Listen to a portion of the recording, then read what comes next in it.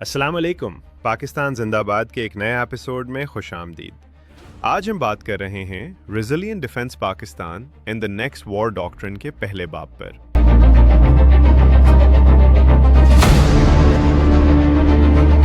ये एक ऐसी किताब है जो सिर्फ दिफा तक महदूद नहीं बल्कि पाकिस्तान के मुस्तकबिल के फैसलों पर रोशनी डालती है।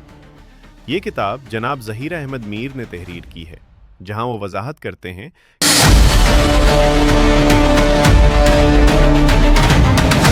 कि जंग का तरीक़ाकार बुनियादी तौर पर बदल चुका है।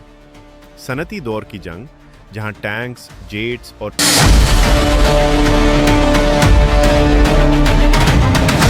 बहरी जहाज फैसला कुन किरदार अदा करते थे, अब अपनी हुदूद को पहुंच चुकी है। आज की जंग निज़ामों की जंग है।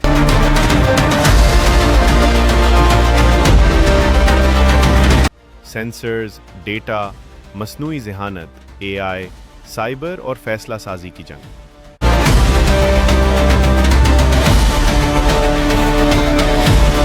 इस एपिसोड में हम समझेंगे कि प्लेटफॉर्म्स आज भी अहम हैं, मगर असल फैसला इंज़िमाम, रफ्तार और लचक, रिजिलियंस करती है। ये महज नज़रिया नहीं, ये पाकिस्तान के लिए एक स्ट्रेटेजिक वार्निंग भी है और एक मौके भी। अस्सलाम वालेकुम। हमारे चैनल पाकिस्तान जिंदाबाद the next world super power में खुश आमदीद। आज हम एक बहुत ही अहम मौजू पर बात करने वाले हैं। हमारे सामने जनाब ज़हीर अहमद मीर की किताब resilient defence Pakistan and the next war doctrine का पहला बाब है, और इस बाब का उन्वान है प्लेटफॉर्म से सिस्टम्स तक सनती दौर की जंग का खात्मा। मुसन्निफ का दावा बहुत बड़ा है। वो कह रहे हैं कि जंग की पूरी किताब ही बदल गई है और पुराने उसूल अब किसी काम के नहीं। जी, ये सिर्फ एक दावा नहीं है, बल्कि एक ऐसी हकीकत है जिसे दुनिया भर की फौजें समझने की कोशिश कर रही हैं। मुसन्निफ का जो बुनियादी नुक्ता है ना, वो ये है कि हम जिस तरह पिछली एक सदी से फौजी ताकत को देखते आए हैं, उसे परखते आए हैं, वो सोच अब आप कह लें एक तारीखी चीज़ बन चुकी है। ये ऐसा ही है जैसे कोई आज के दौर में भाप के इंजन को जदीद तरीन टेक्नोलॉजी समझ रहा हो। यानी हम सब के जहनों में जो जंग की तस्वीर है, हजारों टैंक आमने सामने, आसमान पर लड़ाका तैयारों की घन गरज, आप कह रहे हैं मुसन्निफ के मुताबिक वो तस्वीर अब पुरानी हो चुकी है? तो चलें इसी पुराने मॉडल से शुरू करते हैं। ये सनती दौर की जंग का तसव्वुर आखिर था क्या? ताकत का पैमाना क्या होता था? बहुत अच्छा सवाल है। देखें, ये मॉडल बहुत सीधा साधा था, समझने में भी बहुत आसान था। इसका मरकज था प्लेटफॉर्म, यानी आपकी फौजी ताकत का इन्हिसार इस बात पर था कि आपके पास कितने टैंक हैं, कितने हवाई जहाज हैं, कितने बहरी जहाज हैं, और वो टेक्नोलॉजी में कितने आगे हैं। जिसके पास ज्यादा और बेहतर खिलौने थे, वो इतना ही ताकतवर था। बिल्कुल, ये सोच तो आज भी हमारे मीडिया और आवाम में बहुत गहरी है। जब भी कोई नया तैयारा आता है तो जश्न मनाया जाता है, अखबारों की सुर्खियां लगती हैं कि हमारी ताकत में बेपनाह इजाफा हो गया। कौमी परेड में भी तो हम यही चीज़ें दिखाकर फ़ख्र महसूस करते हैं ना। आपने बिल्कुल सही नब्ज़ पर हाथ रखा है। ये सिर्फ एक फ़ौजी सोच नहीं थी, ये कौमी फ़ख्र और हमारी नफ्सियात का हिस्सा बन गई थी। और इसी सोच ने दुनिया भर में बशौन पाकिस्तान दिफाई इदारों को, हथियारों की खरीदारी के निज़ाम को और फ़ौजी तरबियत के तरीक़ों को तश्कील दिया। हर चीज़ का महवर एक ही सवाल था, हमारा टैंक दुश्मन के टैंक से बेहतर है या नहीं? हमारा जहाज़ दुश्मन के जहाज़ से तेज़ है या नहीं? लेकिन मुसन्निफ कहते हैं कि ये पूरी इमारत जो इनफरादी प्लेटफॉर्म्स की बढ़तरी पर खड़ी थी, अब अपनी बुनियादों से हिल रही है। वो कौन से सुतून थे जिन पर ये मॉडल खड़ा था, और वो आज क्यों रेत के घरौंदे साबित हो रहे हैं? मुसन्निफ ने इस इमारत के 4 बुनियादी सुतून या आप कह लें मफरूज़े बताए हैं, और आज ये चारों ही टूट रहे हैं। पहला और सबसे बड़ा मफरूज़ा तो यही था कि प्लेटफॉर्म्स फैसला कुन होते हैं। यानी अगर आपके पास बेहतर टेक्नोलॉजी वाला टैंक है या ज़्यादा जदीद लड़ाका तैयारा है, तो मैदान जंग में आपका गलबा यकीनी है। फतह का इन्हिसार इनफरादी हथियारों पर था। यानी सारा जोर इस बात पर था कि किसके पास ज्यादा चमकदार और महंगा खिलौना है। ये सोच तो आज भी बहुत आम है। अच्छा, तो इस इमारत का दूसरा सतून क्या था? दूसरा सतून था कंट्रोल का निज़ाम दर्जा बदर्जा होता है, हायरार्कियल। आसान लफ्जों में समझें तो कमांड का पूरा सिस्टम एक सीढ़ी की तरह था। हुक्म ऊपर से नीचे आता था और रिपोर्ट नीचे से ऊपर जाती थी। एक जनरल हुक्म देता जो कर्नल तक पहुंचता, फिर मेजर तक और आखिर में सिपाही तक। बहुत सीधा लेकिन बहुत सुस्त निजाम। ये तो किसी पुरानी सरकारी दफ्तर या फैक्ट्री के मॉडल जैसा लगता है। हर चीज के लिए ऊपर से इजाजत का इंतजार करो। लेकिन ये सब काम कैसे करता अगर आपस में राब्ता ही ना हो? क्या यही तीसरा मफरूजा था? बिल्कुल। तीसरा मफरूज़ा ये था कि मवासलात हमेशा काबिले एतबार होते हैं। यानी ये मान लिया जाता था कि कमांड, कंट्रोल और नेविगेशन के लिए राब्ते हमेशा अवेलेबल रहेंगे। जीपीएस सिग्नल्स आएंगे, रेडियो काम करेंगे और कमांडर हमेशा अपनी अफवाज से राब्ते में रह सकेंगे। इसे एक ऐसी सहूलत समझा जाता था जैसे हवा और पानी, जिसमें खलल का इम्कान ना होने के बराबर था। और आखिरी मफरूजा जो शायद सबसे ज्यादा दिलचस्प है, क्योंकि वो जंग और अमन की लकीर से मुताल्लिक है। जी, चौथा मफरूज़ा ये था कि जंगें वक्फे वक्फे से होती हैं। यानी अमन और जंग दो बिल्कुल अलग हालतें हैं। एक मुल्क अमन की हालत में होता है, फिर जंग का ऐलान होता है, लड़ाई होती है, मुआहदा होता है और फिर दोबारा अमन कायम हो जाता है। मुकाबला और तसादुम ये दो अलग अलग चीज़ें थी। ये चारों मफरूजे तो पिछली सदी की हर जंग की बुनियाद लगते हैं। इन्हें गलत साबित करने के लिए तो किसी बहुत बड़ी तब्दीली की ज़रूरत होगी। मुसन्निफ किस चीज़ को इसका जिम्मेदार ठहराते हैं? क्या ये सब टेक्नोलॉजी की वजह से हो रहा है? हाँ, इसकी बुनियादी वजह टेक्नोलॉजी ही है, ख़ास तौर पर डिजिटल टेक्नोलॉजी और मस्नूई ज़हानत।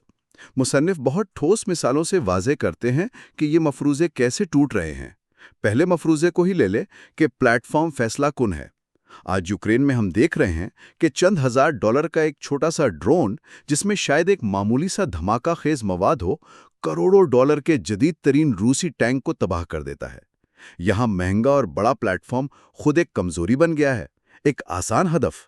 ये तो जंग का पूरा हिसाब किताब ही उलट गया। मतलब डेविड और गुलियत की कहानी नए सिरे से लिखी जा रही है। और मुआसलात वाले मफरूजे का क्या बना? वो भी इसी तरह खतरे में है। इलेक्ट्रॉनिक जंग अब कोई साइंस फिक्शन नहीं रही।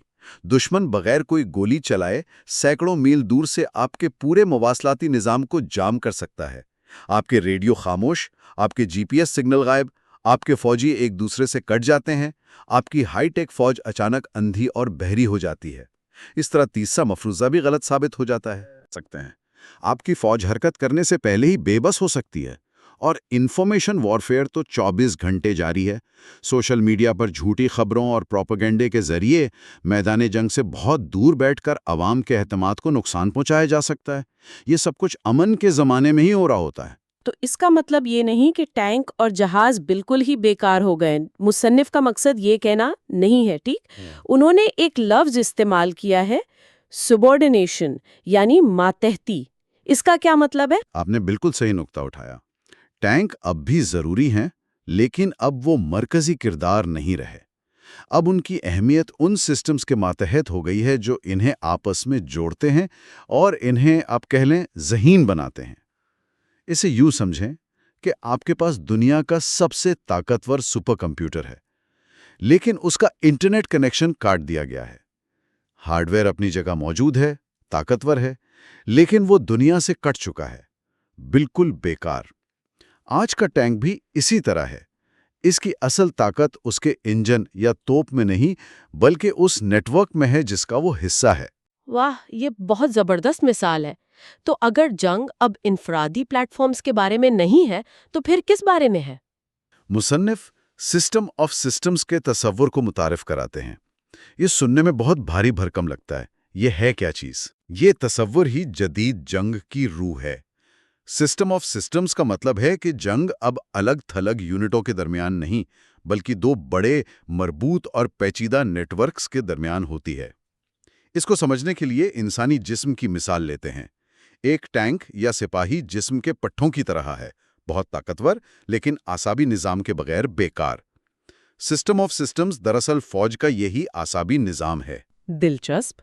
तो इस आसाबी निज़ाम के हिस्से क्या हैं? आंखें, कान, दिमाग? बिल्कुल।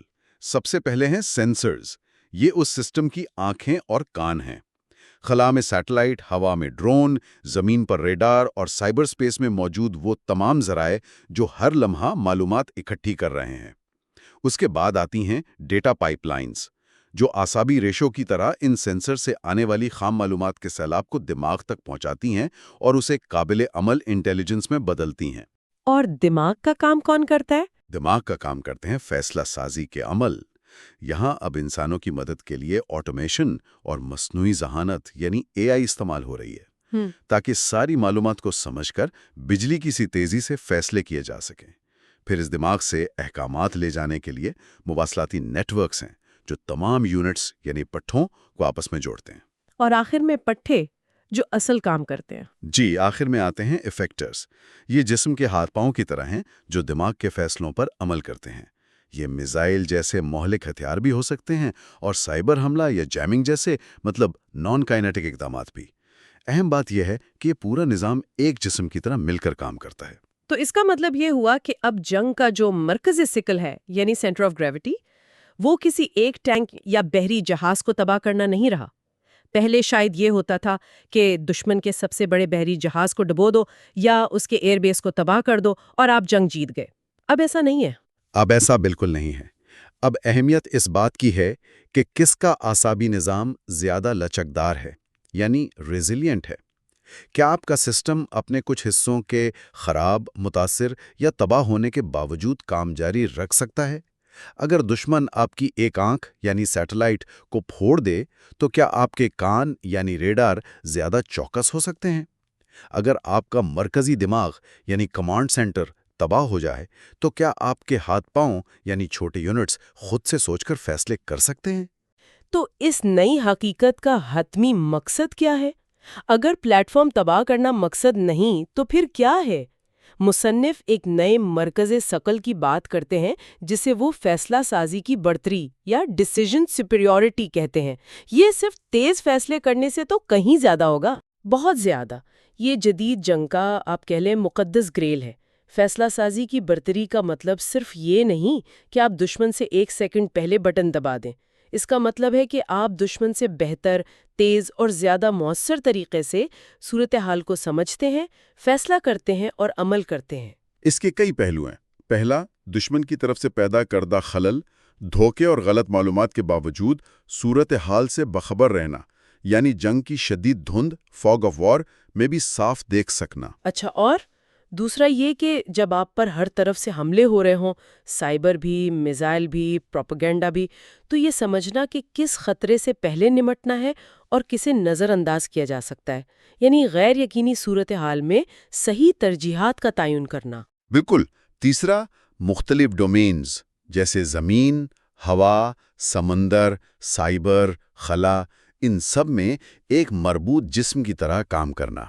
ایسا نہ ہو کہ فضائیہ کچھ کر رہی ہو، فوجی کو اس کی خبر ہی نہ ہو اور سائبر کمانڈ اپنے ہی کسی اور مشن پر لگی ہو۔ اور سب سے اہم، جو شاید اس پورے تصور کی روح ہے، وہ ہے دشمن سے زیادہ تیزی سے سیکھنا اور خود کو حالات کے مطابق ڈھالنا۔ یہ آخری نقطہ بہت گہرا ہے۔ اس کا مطلب ہے کہ جنگ اب ایک متحرک سیکھنے کا عمل ہے۔ جنگ ہمیشہ سے ہی متحرک تھی، لیکن اب اس کی رفتار ناقابل تصور حد تک بڑھ گئی ہے۔ جو حکمت عملی آج صبح کام کر رہی تھی، ہو سکتا ہے دوپہر تک دشمن اس کا توڑ نکال لے۔ جو فریق اپنی غلطیوں سے تیزی سے سیکھے گا اور اپنی حکمت عملی کو فوراً بدلے گا، وہی جیتے گا۔ یہ محض رفتار کا نہیں، بلکہ سیکھنے اور اپنانے کی صلاحیت یعنی اڈیپٹیبلٹی کا مقابلہ ہے۔ اور مصنف کے مطابق مصنوعی ذہانت AI اس برتری کو حاصل کرنے میں کلیدی کردار ادا کرتی ہے، لیکن اس کے ساتھ ایک بہت بڑی وارننگ بھی ہے۔ یہ کوئی جادو کی چھڑی نہیں ہے۔ جی ہاں، اور یہ اس باب کا شاید سب سے اہم عملی سبق ہے۔ مصنف واضح کرتے ہیں کہ مصنوعی ذہانت، ڈیٹا فیوژن اور آٹومیشن یہ سب صرف اسی وقت فائدہ مند ہیں جب انہیں لچکدار ادارہ جاتی اور نظریاتی ڈھانچوں میں ضم کیا جائے۔ صرف جدید ترین ٹیکنالوجی خرید لینا کوئی حل نہیں ہے۔ اگر آپ ایک فراری کا انجن خرید کر اسے ایک پرانی بیل گاڑی میں لگا دیں گے تو نتیجہ کیا ہوگا؟ رفتار تو نہیں بڑھے گی، بیل گاڑی ٹوٹ جائے گی۔ یعنی اگر آپ ایک جدید AI سسٹم خرید کر اسے پرانے سیڑھی والے سست کمانڈ سسٹم میں لگا دیں گے تو اس کی رفتار اور صلاحیت ضائع ہو جائے گی۔ آپ کو اپنی سوچ، اپنے اداروں، اپنی تربیت اور اپنی ثقافت کو بھی بدلنا ہوگا۔ یہ تو بہت بڑا چیلنج ہے۔ یہ ٹیکنالوجی سے کہیں بڑا ایک انسانی اور ادارہ جاتی چیلنج ہے۔ آپ کو اپنے افسروں کو بااختیار بنانا ہوگا کہ وہ خود فیصلے کریں، رسک لیں اور غلطیوں سے سیکھیں۔ آپ کو مختلف services, army, navy, air force, ان کے درمیان موجود دیواروں کو گرانا ہوگا تاکہ وہ واقعی ایک جسم کی طرح کام کر سکیں۔ ٹیکنالوجی صرف ایک آلہ ہے، اصل تبدیلی سوچ میں لانی ہوگی۔ تو آج کی اس گفتگو کا خلاصہ یہ ہے کہ ہم نے جنگ کے ایک ایسے تصور سے اپنا سفر شروع کیا جو بڑے بڑے ٹینکوں، جہازوں اور توپوں پر مبنی تھا۔ ایک ایسی دنیا جہاں طاقت کا مطلب تھا زیادہ ہارڈ ویئر، اور ہم ایک ایسی دنیا تک پہنچے ہیں جو data, network, software اور تیز رفتار فیصلہ سازی پر چلتی ہے۔ اس باب کا مرکزی پیغام یہ ہے کہ جدید دور میں فتح اس فریق کی ہوگی جو تیزی سے محسوس کر سکتا ہے، تیزی سے سمجھ سکتا ہے، تیزی سے فیصلہ کر سکتا ہے، اور سب سے بڑھ کر تیزی سے خود کو بدلتے حالات کے مطابق ڈھال سکتا ہے۔ اب بقا سب سے بڑے کی نہیں بلکہ سب سے زیادہ موافق یعنی اڈیپٹیو کی ہے۔ آپ نے بہترین خلاصہ کیا ہے، اور یہ گفتگو ایک بہت اہم اور بڑے سوال کو جنم دیتی ہے۔ اس باب میں مصنف نے اس تبدیلی کی کیا اور کیوں پر توجہ دی ہے۔ انہوں نے بہت وضاحت سے بتا دیا ہے کہ تبدیلی کیا ہے اور یہ کیوں ناگزیر ہے۔ اب اگلا منطقی قدم جس پر سامعین کو غور کرنا چاہیے وہ کیسے ہے؟ پاکستان جیسا ملک جس کا موجودہ فوجی ڈھانچہ اور سوچ بڑی حد تک صنعتی دور کے ماڈل پر بنی ہے، وہ اس بڑی تبدیلی کو حقیقت میں کیسے اپنا سکتا ہے؟ فیصلہ سازی کی برتری حاصل کرنے کے قابل فوج بنانے کے لیے کون سی گہری ادارہ جاتی، تعلیمی اور سب سے مشکل ثقافتی تبدیلیاں درکار ہوں گی؟ یہی وہ چیلنج ہے جو اس کتاب کے باقی ابواب کی بنیاد۔ آج ہمارے سامنے ایک بہت ہی اہم اور فکر انگیز تحریر ہے۔ یہ ہے ظہیر احمد میر کی کتاب resilient defence Pakistan and the next world ڈاکٹرن کا پہلا باب۔ اور یہ باب صرف دفاعی حکمت عملی پر ایک تبصرہ نہیں بلکہ یہ جنگ کے بارے میں ہمارے تمام پرانے تصورات کو چیلنج کرتا ہے۔ بالکل، اور اس باب کا جو مرکزی نقطہ ہے وہ شروع سے ہی بہت واضح ہے۔ مصنف یہ کہہ رہی ہیں کہ ہم جنگ کے ایک نئے دور میں داخل ہو چکے ہیں۔ ایک نئے دور میں؟ جی، اور یہ کوئی معمولی تبدیلی نہیں جیسے رائفل سے مشین گن پر آنا۔ یہ ایک بنیادی انقلاب ہے جسے وہ صنعتی دور کی جنگ سے مصنوعی ذہانت پر مبنی سسٹمز کی جنگ کی طرف منتقلی کہتی ہیں۔ یعنی صرف نئے ہتھیار خریدنا کافی نہیں بلکہ ہمیں سوچنے کا پورا طریقہ بدلنا ہوگا۔ بالکل، پورا طریقہ کار۔ تو باب کا آغاز ہی ایک بہت چونکا دینے والے دعوے سے ہوتا ہے۔ مصنف کہتے ہیں کہ جدید افواج ایک خطرناک مفروضے پر کام کر رہی ہیں۔ جی، اور وہ مفروضہ یہ ہے کہ رابطہ یعنی کنیکٹیوٹی ہمیشہ دستیاب رہے گی۔ یہ تو ہماری پوری جدید فوجی مشینری کی بنیاد ہے نا؟ بالکل ہے، اور یہی اس باب کا سب سے اہم نقطہ ہے۔ مصنف کا کہنا ہے کہ یہ سوچ صنعتی دور کی پیداوار ہے، جہاں آپ یہ فرض کر سکتے تھے کہ آپ کے ریڈیو کام کریں گے، آپ کے احکامات پہنچ جائیں گے۔ لیکن آج رابطہ خود ایک میدان جنگ بن چکا ہے۔ رابطہ خود ایک میدان جنگ ہے؟ جی، پہلے جنگ زمین، سمندر اور ہوا میں لڑی جاتی تھی۔ اب اس میں سائبر سپیس، الیکٹرونک اسپیکٹرم اور خلا بھی شامل ہو گئے ہیں۔ آپ کا دشمن آپ کے ٹینکوں پر حملہ کرنے سے پہلے آپ کے سیٹلائٹس کو جیم کرنے کی کوشش کرے گا، یا آپ کے کمیونیکیشن نیٹ ورکس کو ہیک کرنے کی۔ بالکل، یا جی پی ایس سگنلز میں خلل ڈالنے کی۔ تو اس کا مطلب یہ ہوا کہ جو فوج رابطے پر جتنا زیادہ انحصار کرے گی وہ اتنی ہی زیادہ کمزور ہوگی۔ یہی تو تضاد ہے جسے مصنف اجاگر کر رہی ہیں۔ صحیح، یہ تو بالکل الٹی بات لگتی ہے۔ ہم تو سمجھتے تھے کہ زیادہ رابطہ، زیادہ ڈیٹا مطلب زیادہ طاقت۔ بالکل، آپ تصور کریں ایک جدید کمانڈ سینٹر کا، جہاں بڑی اسکرینوں پر ڈرون سے لائیو فیڈ آ رہی ہے۔ جی، ہر چیز ایک دوسرے سے منسلک ہے۔ اب سوچیں کہ ایک سائبر حملے کی وجہ سے یہ ساری اسکرینیں کالی ہو جائیں، تو وہ کمانڈر تو اچانک اندھا اور بہرا ہو جائے گا، مفلوج ہو جائے گا، اس کی پوری فوج مفلوج ہو سکتی ہے۔ اس لیے مصنف کہتی ہیں کہ ہمیں اس کامل رابطے کے خواب سے باہر نکلنا ہوگا۔ تو پھر حل کیا ہے؟ اگر بہتر ٹیکنالوجی پر انحصار کرنا خود ایک کمزوری بن سکتا ہے تو متبادل کیا ہے؟ دیکھیں، حل ٹیکنالوجی کو ترک کرنا نہیں ہے بلکہ ایک نئی ذہنیت اور ایک نئی قسم کی ٹیکنالوجی کو اپنانا ہے۔ یہاں مصنف دو بہت دلچسپ خیالات پیش کرتی ہیں۔ پہلا، جسے وہ ریزیلینٹ ڈیفنس کہتی ہیں، یعنی ایک ایسی دفاعی حکمت عملی جو جھٹکے برداشت کر سکے۔ جی، اور دوسرا جسے وہ آپریٹ تھرو ڈیگریڈیشن کہتی ہیں۔ آپریٹ تھرو ڈیگریڈیشن، اس کا کیا مطلب ہوا؟ مطلب یہ کہ آپ اس قابلیت کو یقینی بنائیں کہ آپ کے سسٹمز اس وقت بھی کام کرتے رہیں جب ان پر حملہ ہو رہا ہو۔ اس کا مطلب ہے کہ آپ پہلے سے یہ مان کر چلیں کہ آپ کا نیٹ ورک 100% پر کام نہیں کرے گا، شاید 50 پر کرے، اور آپ کی ٹریننگ اسی حقیقت کے لیے تیار ہو۔ یہ تصور بہت دلچسپ ہے، یعنی آپ اپنی فوج کو یہ سکھا رہے ہیں کہ کمزوری کی حالت میں کیسے لڑنا ہے، نہ کہ صرف اس امید پر کہ وہ ہمیشہ پوری طاقت پر ہوں گے۔ بالکل، جیسے ایک باکسر صرف تازہ دم ہونے پر لڑنے کی ٹریننگ نہیں کرتا، وہ تھکاوٹ کی حالت میں بھی لڑنے کی مشق کرتا ہے۔ صحیح۔ کتاب کا زور اسی بات پر ہے کہ آنے والی دہائی میں صرف تکنیکی برتری نہیں بلکہ لچک یعنی ریزیلینس ہی ایک مؤثر دفاع کی سب سے بڑی پہچان ہوگی۔ ٹھیک ہے، تو اگر انفرادی پلیٹ فارمز اور کامل رابطے کا دور ختم ہو رہا ہے تو نیا ماڈل کیا ہے؟ بیب یہاں سسٹمز تھنکنگ کا نظریہ پیش کرتا ہے، لیکن ایک منٹ، کیا ہم یہ نہیں کہہ سکتے کہ فوجیں ہمیشہ سے ہی سسٹمز میں سوچتی آئی ہیں؟ میرا مطلب ہے انفنٹری، آرٹلری، ایئر کور، یہ سب مل کر ایک سسٹم ہی ہیں۔ یہ ایک بہترین سوال ہے۔ جب مصنف سسٹمز تھنکنگ کی بات کرتی ہیں تو وہ صرف مختلف یونٹس کے درمیان تعاون کی بات نہیں کر رہی، وہ ایک گہری سطح کی انٹیگریشن کی بات کر رہی ہیں جہاں سینسرز، ہتھیار، کمانڈ سینٹرز سب ایک واحد مربوط نیٹ ورک کا حصہ ہوں۔ اچھا۔ فرق یہ ہے، پرانے سسٹم میں ایک ٹینک کمانڈر کو دشمن کی اطلاع ریڈیو پر ملتی تھی، نئے سسٹم میں ایک سیٹلائٹ دشمن کو دیکھتا ہے، اے آئی اس کی شناخت کرتی ہے اور یہ معلومات سیکنڈوں میں براہ راست اس توپ تک پہنچ جاتی ہے جو بہترین پوزیشن میں ہو۔ واہ، یعنی انسان کے شامل ہونے سے بھی پہلے؟ جی، شاید اس سے بھی پہلے۔ یہ رفتار اور انٹیگریشن کا وہ درجہ ہے جو پہلے ممکن نہیں تھا۔ تو یہ سوچ جسے مصنف plate form for plate form کہتے ہیں کہ اگر دشمن 100 ٹینک خریدے تو ہم بھی 100 ٹینک خرید لیں، یہ اب پرانی ہو چکی ہے۔ بالکل پرانی، اور سچ پوچھیں تو ناقابل عمل بھی۔ مصنف کہتی ہیں کہ پاکستان جیسے ملک کے لیے جس کے وسائل محدود ہیں، اس کا متبادل سسٹمز انٹیگریشن، نظریاتی وضاحت اور ادارہ جاتی موافقت میں ہے۔ اہم یہ نہیں کہ آپ کے پاس کتنے ٹینک ہیں، اہم یہ ہے کہ آپ کا پورا دفاعی نظام کتنی تیزی سے دیکھ سکتا ہے، سمجھ سکتا ہے اور عمل کر سکتا ہے۔ بالکل، یہ جنگ پٹھوں سے زیادہ دماغ سے لڑی جائے گی۔ یہ سسٹم تھنکنگ کا نظریہ سننے میں بہت طاقتور لگتا ہے، لیکن اس کے کوئی حقیقی عملی فوائد بھی ہیں؟ مصنف اس بارے میں کیا کہتے ہیں؟ کتاب اس کے بہت ٹھوس فوائد بتاتی ہے۔